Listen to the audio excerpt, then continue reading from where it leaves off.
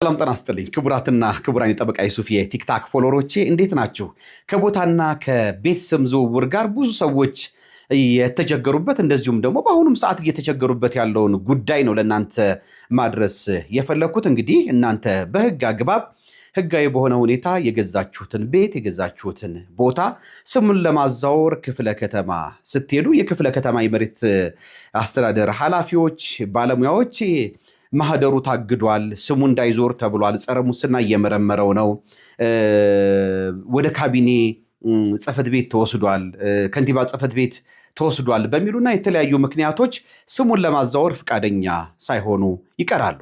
ይሄ አሰራር ወይም ደግሞ ይሄ እነሱ ምላሽ ህጋዊ ድጋፍ አለው ወይ? እናንተስ ያላችሁ መፍትሄ እንደዚህ አይነት ነገሮች ሲገጥሟችሁ ምንድን ነው? እንዲህ አይነት ክርክሮችስ ቢነሱ ፍርድ ቤቶች ለእናንተ ነው የሚወስኑት ወይስ ደግሞ የክፍለ ከተማ የመሬት ልማት አስተዳደር ኃላፊዎች ወይም ደግሞ ጽህፈት ቤቱ የሰጧቸው ምክንያት በህግ ዘንድ ተቀባይነት አለው ብሎ እነሱን ይቀበላሉ የሚሉና ሌሎች መሰል ጉዳዮችን በዚህ የህግ መረጃና የህግ ምክር እማነሳ ነው የሚሆነው። እንግዲህ በተለያዩ ክፍለ ከተሞች ሰዎች ቦታን በህግ አግባብ ቤትን በህግ አግባብ ከገዙ በኋላ ስሙን አናዛውርም ሲባሉና ለተለያዩ እንግልቶች ሲዳረጉ አልፎም ለወራት ለዓመታት ሲንገላቱ አንዳንዴም ደክሟቸው መፍትሄ አጥተው ጉዳዩን በቃ ትተውት ምንም ማድረግ አንችልም ብለው ሲቀመጡ እናያለን። እንግዲህ አንድ የማይንቀሳቀስ ንብረት የሚገዛ ሰው ቤት የሚገዛ ሰው አስፈላጊውን ጥንቃቄ አድርጎ የህጉን መስፈርቶች አሟልቶ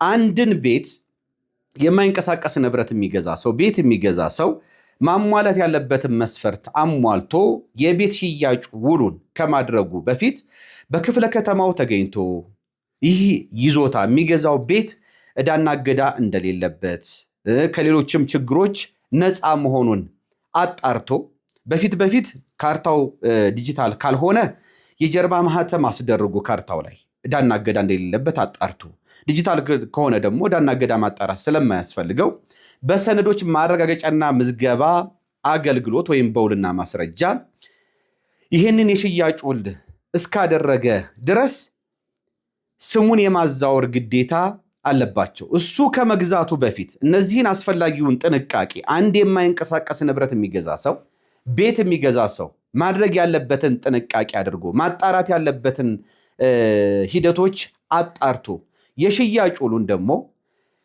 የሽያጩን ለማዋል ስልጣን በተሰጠው የመንግስት አካል ፊት ያም ማለት በውልና ማስረጃ ዘንድ ተገኝቶ ውሉን እስከተዋዋለ ድረስ ክፍለ ከተሞች በፊት የነበረው ሰውዬ ወይም ደግሞ ካርታ የሰጡት ሰውዬ ወይም ሻጩ የነበረው ችግር ለዚህም አሁን ቦታውን ለገዛው ሰው ይተላለፋል በሚል የሚያነሱት መከራከሪያ አግባብነት የለውም። ይህንንም ውሉን አንቀበልም ስሙንም አናዛውርልህም በሚል የሚያቀርቡት መከራከሪያ ተቀባይነት የለውም። ይህን ጉዳይም በተመለከተ እንግዲህ የፌዴራል ጠቅላይ ፍርድ ቤት ሰበር ሰሚ ችሎት በመዝገብ ቁጥር 196963 አስገዳጅ የህግ ትርጉም ሰጥቷል።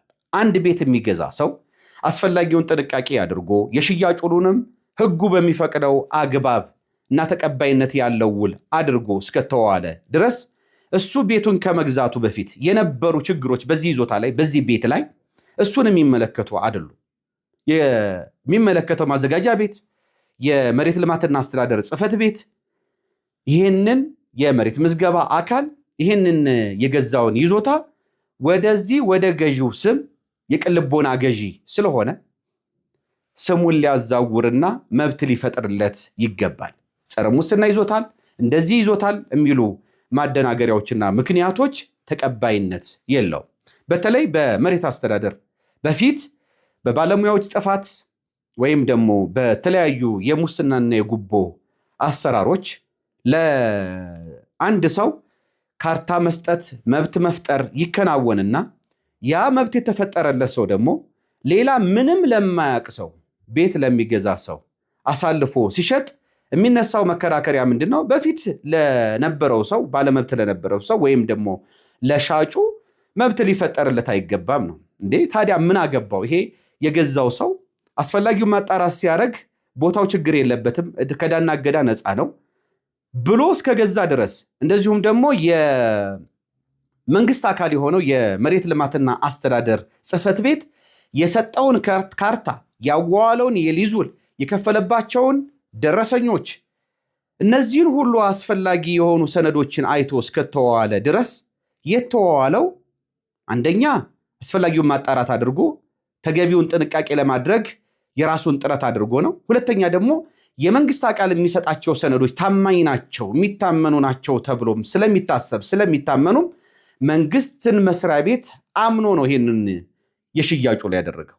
ስለዚህ ባላጠፋበት ሁኔታ የቅልቦና ገዢ በሆነበት ሁኔታ የሌላን ሰው ጥፋት የመንግስት የሥራ ኃላፊዎች ባለሙያዎች ያጠፉትን ጥፋት ተመሳጥረው የሚሆን ሳይመሳጠሩ አውቀው የሚሆን ሳያውቁ ያጠፉትን ጥፋት እዚህ የቅልቦና ገዢ በመሆን ገንዘቡን ባፈሰሰው ሰው ላይ በከፈለው ሰው ላይ ማወራረጃ ሊሆን አይገባም። ይህንንም መሰረት በማድረግ ነው እንግዲህ ቅድም እንደነገርኳችሁ የፌዴራል ጠቅላይ ፍርድ ቤት ሰበር ሰሚ ችሎት የሚሰጣቸው ውሳኔዎች በሌላ ውሳኔ እስካልተሻሩ ድረስ አስገዳጅ የህግ ትርጉም ናቸው። እንደ ህግ ነው የሚያገለግሉት። በተመሳሳይ ጉዳይ ላይ ተፈጻሚ ናቸው። ስለዚህ በመዝገብ ቁጥር 196963 ጸረ ሙስና ይዞታል እየመረመረ ነው እንዲህ ነው እየተባለ ስም አላዛውርም ማለት የህግ ተቀባይነት እንደሌለውና ገዢው የቅልቦና ገዢ የመብት ጥበቃ እንደሚያገኝ አስገዳጅ የህግ ትርጉም ሰጥቷል። ለብዙ ሰዎች በተለያዩ ክፍለ ከተሞች ለተቸገራችሁ ይሄ በጣም አይነተኛ መፍትሄ ይሆናል ብዬ አስባለሁ። መሰል ጠቃሚ የሆነ የህግ መረጃ የህግ ምክር እንዲደርሳችሁ ይህን የጠበቃ ዩሱፍ የቲክታክ ቻናል ፎሎ ማድረግ አትርሱ። መልካም ጊዜ እንዲሆንላችሁ እመኛለሁ። ባባይ